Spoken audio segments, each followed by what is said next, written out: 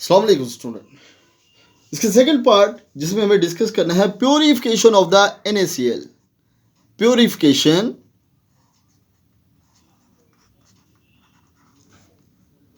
Of sodium chloride. Sodium chloride को purify हम करते हैं और सोडियम क्लोराइड के मेजर दो सोर्स हैं। एक है माइन से, और जैसे कि हमारे कंट्री के अंदर जो सबसे बड़ी दुनिया की माइन है ख्योडा माइन, दुनिया की सबसे बड़ी सेकंड माइन है ये वाली। या फिर जो हमारे पास सी वाटर है उससे, सी वाटर से, या फिर माइनिंग साल्ट, यहाँ से हम NaCl को प्योरीफाई करना चाहते हैं। NaCl को जब माइन से लिया जाता है तो वो प्योर NaCl नहीं होता, बल्कि उसके साथ और बहुत से एलिमेंट्स होते हैं जिनको हम इम्प्योरिटीज कहते हैं, और इनके साथ में भी हैलोजेंस हो और भी बहुत सी इसके साथ इम्प्योरिटीज हो सकती हैं। हमें इसको प्योरीफाई करना है तो हम बेटा जी क्या करते हैं, हम इस NaCl का ब्राइन सॉल्यूशन प्रिपेयर कर लेते हैं। ब्राइन सॉल्यूशन क्या होता है? Saturated solution of the NaCl, saturated solution of NaCl is called brine solution. Let's suppose हम एक बीकर ले लें, इस बीकर के अंदर हम NaCl को डालें, इसको शेक करें, NaCl इसमें डिसॉल्व हो जाएगा, अगेन डालें, डिसॉल्व हो जाएगा, और फिर एक टाइम ऐसा आएगा कि फर्दर NaCl इसके अंदर डिसॉल्व नहीं हुआ होगा। तो जब इसके अंदर ना ही वो NaCl PPT की फॉर्म में नीचे बैठा हो, ठीक है, और ना ही फर्दर इसमें डिसॉल्व हो, उसको हम ब्राइन सॉल्यूशन कहते हैं। तो हम ब्राइन सॉल्यूशन इसका प्रिपेयर कर लेते हैं जो हमें इम्प्योर NaCl मिलता है। अब इस NaCl में इस NaCl के अंदर हमने जब इसको डिसॉल्व किया तो हुआ ये कि कुछ नीचे हो सकता है इम्प्योरिटीज़ नीचे सेटल डाउन हो जाएं। यानी कि NaCl में बहुत सी इम्प्योरिटीज़ हैं, कुछ तो वो हैं जो वाटर सॉल्युबल हैं, कुछ वो हैं जो वाटर इनसॉल्युबल हैं। जो वाटर सॉल्युबल हैं वो तो इस वाटर में बिल्कुल सॉल्व हो जाएंगी, लेकिन जो इनसॉल्युबल हैं वो प्रेसिपिटेट की फॉर्म में नीचे सेटल डाउन हो जाएंगी।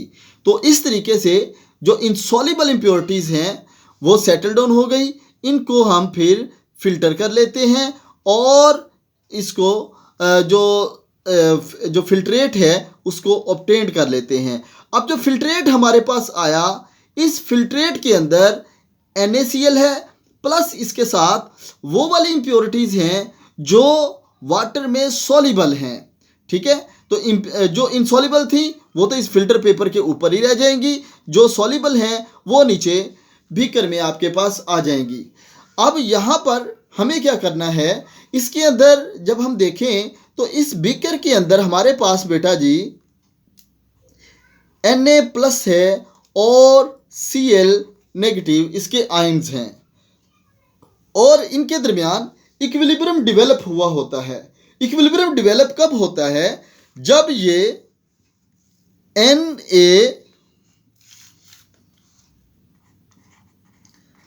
NaCl forward, Na positive plus Cl negative, और ये बैकवर्ड बराबर हो जाएं, ठीक है। हमारे पास जब ये वाली सिचुएशन बनती है तो हम इसको कहते हैं कि जब ये NaCl सॉलिड से आयंस में कन्वर्ट हुआ, इसको हम आयोनाइजेशन कहते हैं। तो फॉरवर्ड जो हमारे पास होता है रिएक्शन, उसके अंदर आयोनाइजेशन होती है, और जो बैकवर्ड है अगर ये दोनों कंबाइन हो जाएं, हमारे पास जो एक्वस हैं तो हमारे पास ये सॉलिड NaCl बन जाता है, और जब ये एक्वस सॉलिड में कन्वर्ट होता है, इस फेनोमेनन को क्रिस्टलाइजेशन कहते हैं। यानी कि जब ये आयनाइजेशन और क्रिस्टलाइजेशन दोनों एक दूसरे के इक्वल हो जाएं, दोनों एक दूसरे के बराबर हो जाएं, देन हमारे पास बेटा जी जब ये दोनों बराबर हो जाएं तो फिर हम कहते हैं कि इसके अंदर अब इक्विलिब्रियम डेवलप हो गया है। तो जब यानी कि rate of ionization is equal to the rate of the crystallization then equilibrium is develop. जब ये इक्विलिब्रियम इसके अंदर डेवलप हो गया, ठीक है, इक्विलिब्रियम इसके अंदर डेवलप हो गया तो हमारे पास ये सॉल्यूशन जो है ये ब्राइन सॉल्यूशन है। अब हम क्या करते हैं कि ये जो हमारे पास इक्वेशन आई, अगर मैं इसको ऐसे लिखना चाहूँ के C is equal to N A plus C L negative over N A C L, तो मैं इसका इक्विलिब्रियम के ऊपर ये वाली इक्वेशन को लिख सकता हूं। अब मैं क्या करता हूं बेटा जी, ये जो सॉल्यूशन हमारे पास बना हुआ था इसमें से HCl गैस को पास करवाते हैं। अब जो HCl गैस है, जैसे मैं ऊपर आपको बता के आ चुका हूं कि ये जो HCl गैस है ये स्ट्रॉन्ग इलेक्ट्रोलाइट है, ये 100% आयनाइज होती है, जबकि NaCl वीक इलेक्ट्रोलाइट है। जब ये वाली गैस इस वाटर में से हम पास आउट करेंगे तो ये जो HCl है ये भी इसमें आयंस की फॉर्म में कन्वर्ट हो जाएंगे, H positive and Cl negative बन जाएगा। अब ये वाले जो Cl नेगेटिव है ये 100% इसमें डिसोसिएट हो जाएंगे। अगर 100 मालिक्यूल हैं HCl के तो 99 मालिक्यूल डिसोसिएट हो जाएंगे। इट्स मीन के जब HCl गैस को इसमें से पास करवाया तो क्लोराइड आयन जो है उसकी कंसंट्रेशन इसमें इंक्रीज कर गई। अब ये वाला जो एक क्लोराइड आयन है ये तो सोडियम से था और दूसरा ये जो क्लोराइड आयन है ये HCl से आया, और ये जो दोनों हैं हमारे पास ये यहाँ पर कॉमन हैं। जब ये कॉमन है हमारे पास, यानी कि यही इक्वेशन आपकी अंडरस्टैंडिंग के लिए कि यहाँ पर इसकी कंसंट्रेशन इंक्रीज हो गई। जब इसकी कंसंट्रेशन इंक्रीज हो जाएगी, जैसे कि ली चैट्रियर प्रिंसिपल में आपको मैंने अभी बताया था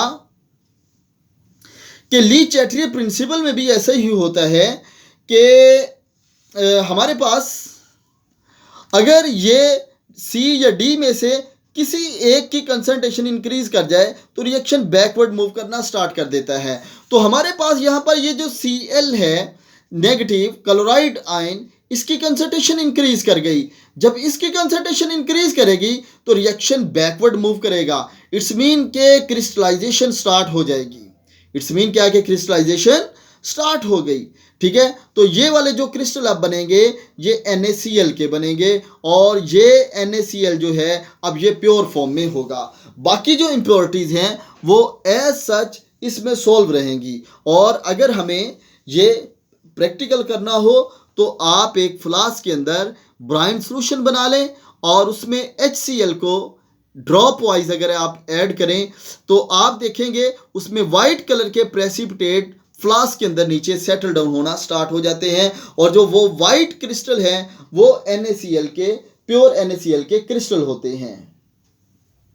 तो इस तरीके से ये NaCl जो है, ये जो NaCl है इसको प्यूरिफाई किया जाता है, और ये प्यूरिफिकेशन का अमल कॉमन आयन की वजह से मुमकिन होता है। हमारे पास कॉमन आयन के अंदर दो बहुत ही इंपॉर्टेंट पॉइंट है जिनको हमें याद रखना होता है। नंबर 1, कॉमन आयन इफेक्टिव कब होगा? भाई कॉमन आयन इफेक्टिव उस वक्त होगा, कॉमन आयन इफेक्टिव उस वक्त होगा जब वीक इलेक्ट्रोलाइट के सॉल्यूशन में when you edit in weak electrolyte solution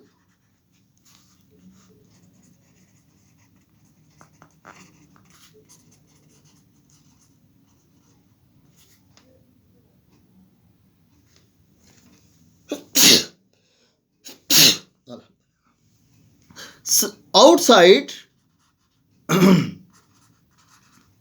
strong electrolyte. जब हम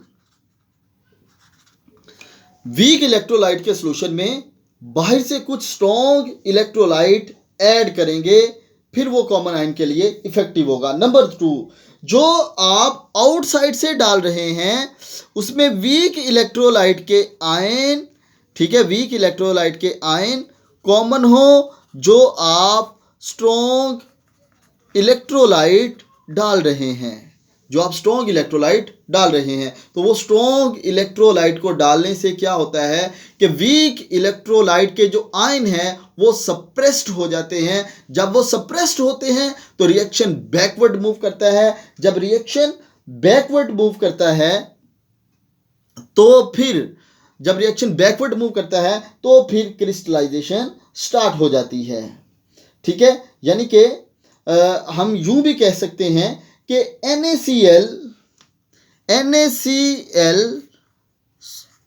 की सॉल्युबिलिटी होती है तो हमारे पास Na पॉजिटिव Cl नेगेटिव बनता है।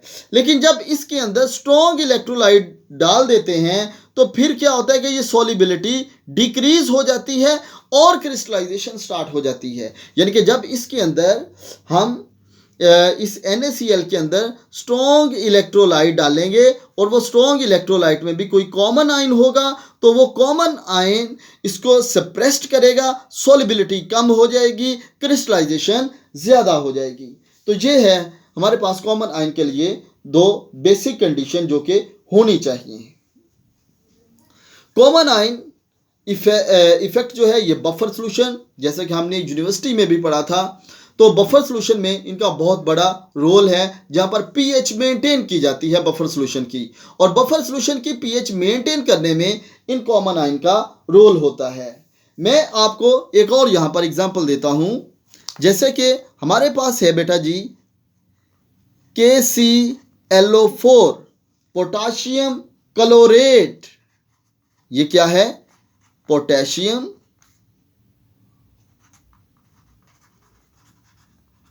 क्लोरेट,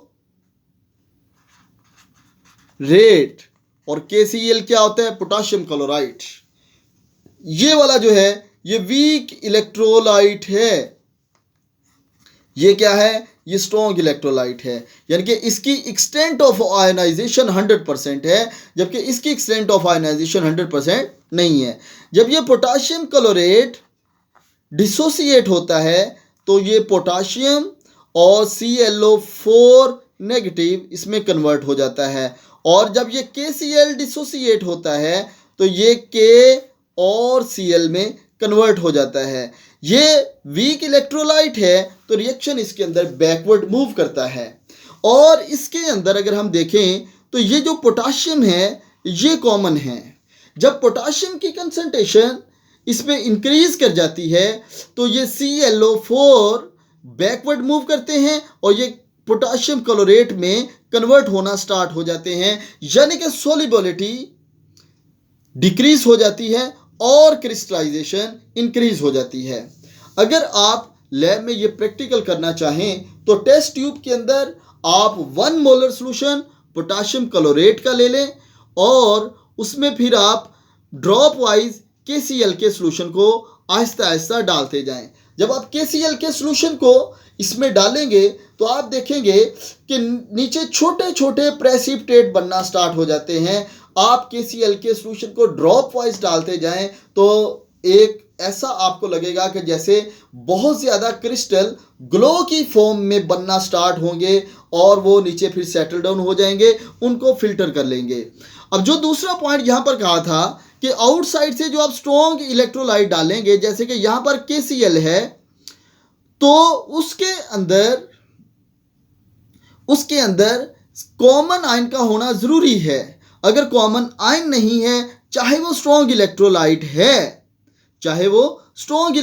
है तो वो यहाँ पर इफेक्टिव नहीं होगा, क्योंकि सिमिलर आयन होंगे देन ही वो इस आयन को सप्रेस्ड करेंगे और रिएक्शन बैकवर्ड मूव करना स्टार्ट करेगा।